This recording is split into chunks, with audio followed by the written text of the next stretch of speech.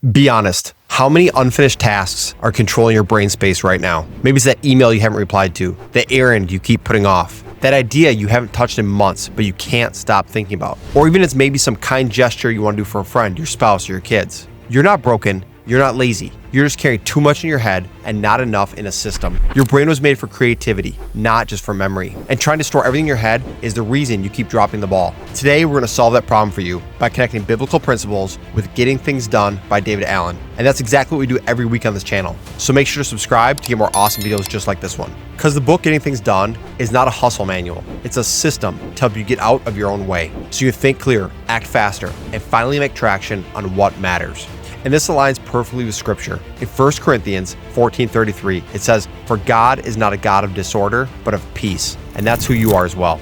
And God created us in His image, so you have the ability to do the same thing. So if your life feels chaotic, that's not God's design. He wants you to walk in peace, order, and purpose, not hustle, panic, or forgetfulness. So the system we're talking about today is going to help you declutter your mind, simplify your tasks, eliminate open loops that drain your energy, and build a routine that gives your brain room to breathe, think, and obey the calling on your life. If you're tired of managing chaos and ready to build capacity for what really matters, you're going to love this. Let's start with step 1, capture everything.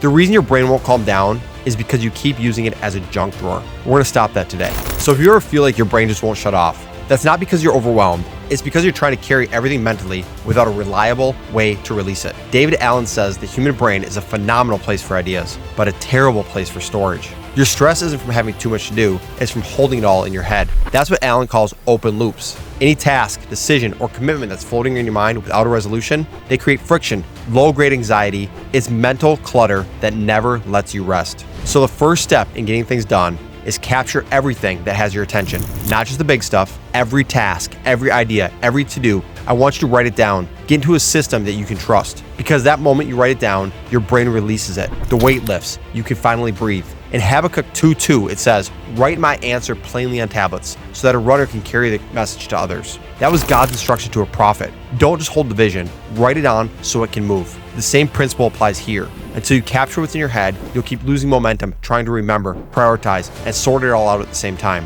You don't need more motivation, you need mental margin, and it starts with clearing the clutter. Here's how to start. Use a single inbox, a notebook, a phone app, or a system like Notion. I'll link that below if you've never used it. It's amazing. Anytime a thought grabs your focus, capture it. Don't organize it yet. Just get it out of your brain and into your system. This is what creates the margin for your real calling to rise. Because when your brain's not fighting clutter, it can finally start hearing God's direction clearly again.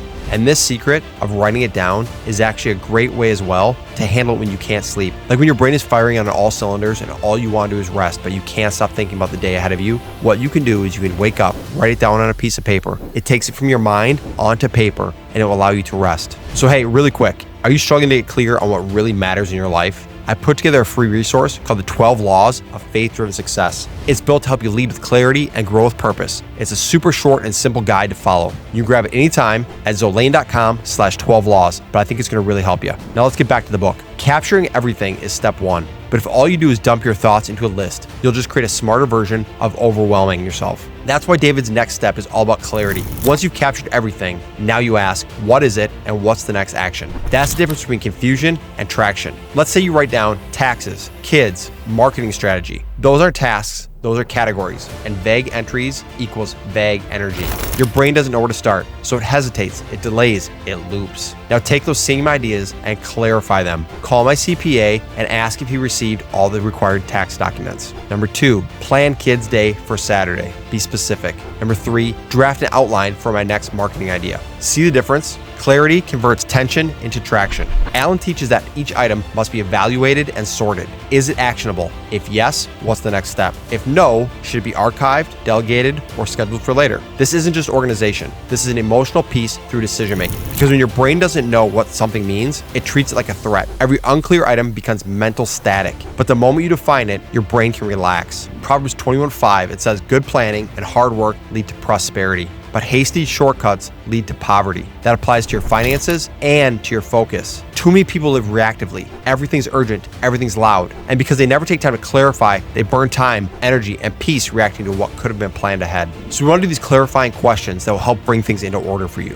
What does this item actually mean? What does it need from me? Is there something that I need to act on right now? If yes, what's the very next thing I need to do? Where does it belong? In a calendar, in a reference, or in a trash can? Organization isn't just about being neat, it's about being free. Because once your brain trusts your system, it stops holding everything and starts creating once again. David Allen says most people don't fail because of poor goals. They fail because of poor review habits. You can capture and clarify everything, but if you're not checking in regularly, the system falls apart. You forget, you drift, you start reacting again. That's why Allen insists on one non-negotiable, the weekly review. It's exactly what it sounds like, a sacred space to zoom out and realign. You walk through your list, you clean up loose ends, ask what matters most right now, and reset your attention for the week ahead. And here's why this works. Your brain needs closure to rest. It needs rhythm to thrive. And if you don't slow down to realign, you'll keep speeding up in the wrong direction.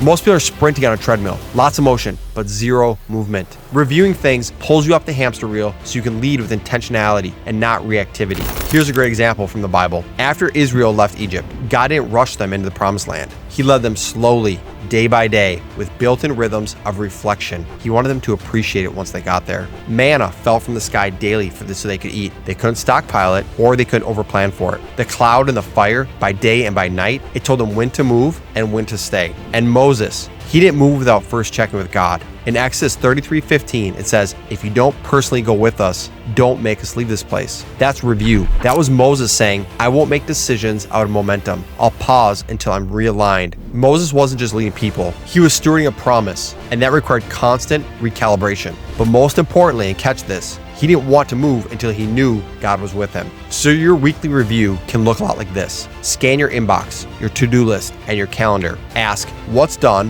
what's missing, what needs to shift, and reset your top 3 to 5 priorities. And then, most importantly, pray and ask, God, where do you want me to be focused this week? It's not about overthinking, it's about realignment. So your action flows from clarity, not chaos. Reflection isn't a productivity hack, it's a biblical rhythm. And when you build it into your week, you're not just managing your time, you become the kind of person that God can trust with more. And the Bible tells us in Luke 16, whoever can be trusted with very little can also be trusted with much. God has more planned for your life, but he wants you to get organized with what he's given you already. Now the key is to engage with focus. You're going to move from reacting to responding. This is what it's all been building towards, engagement. You've captured your chaos, you've clarified your next steps, you've created a rhythm of review. Now it's time to take action with confidence. Here's the twist David Allen makes clear. Action isn't just about speed, it's about clarity. He calls the goal mind like water. It means your brain isn't cluttered with panic, memory tasks, or emotional loops. You're no longer reacting to the loudest thing. You're responding with calm to the right thing. And just like water, your mind returns to stillness after every ripple. Mind like water equals peace under pressure. Getting things done isn't about doing more. It's about doing what matters without mental friction. When your system is clean, you don't second guess yourself. You don't stall, you act. You know what to say yes to and what to walk away from. And that mental freedom, it's not just productive, it's spiritual. And Isaiah 26:3 says, you will keep in perfect peace all who trust in you and all whose thoughts are fixed on you. That's God telling us how to prioritize. When your mind is ruled by anxiety and overload, it's hard to hear God. But when your thoughts are fixed, you stop chasing pressure and start listening for his voice again. So how do you engage with focus? David Allen says to ask these questions. What context am I in? Am I at home, in the car, at my desk? How much time and energy do I have? What's the next right thing based on my current reality? When you're not picking randomly, you're choosing intentionality based on prepared clarity. This is where peace and productivity meet. You're not just checking off boxes, you're clearing space to be available to the people and purposes God put in front of you. And here's what's key. Simplicity wins. Most people overcomplicate this. They chase fancy apps, color-coded chaos, and shiny systems that they're just going to abandon in a week. But clarity isn't found in complexity, it's found in simplicity. Ecclesiastes 7:29 breaks this down for us. God created people to be virtuous, but they've each turned to follow their own downward path. It's talking about abandoning what works. It talks about complicating things. It talks about making things more difficult than they need to be. Simplicity is key, and that's the point. We were made for simplicity and order, not for scattered, anxious striving. We were made for less, not more. And that's the beauty of this book, Getting Things Done. It doesn't just make you more productive, it makes you more present. And that's where God does his best work in all of us. So if you're ready to clear your mind and move with intention, not impulse, the book Getting Things Done is a system worth implementing. I'll link it below so you get your own copy if you want to do a deeper dive. It'll help you focus on the things that really matter, release the things that don't, and give your brain the space to hear God more clear than ever before. And also, if you want to build your own rhythm of clarity and faith, make sure to grab our free guide, The 12 Laws of Faith-Driven Success, at Zolane.com/12laws. And if you felt like this helped you a little bit, please like, subscribe, and share it for someone else to see as well. And always remember, God did not create you to be average, so take that first step today.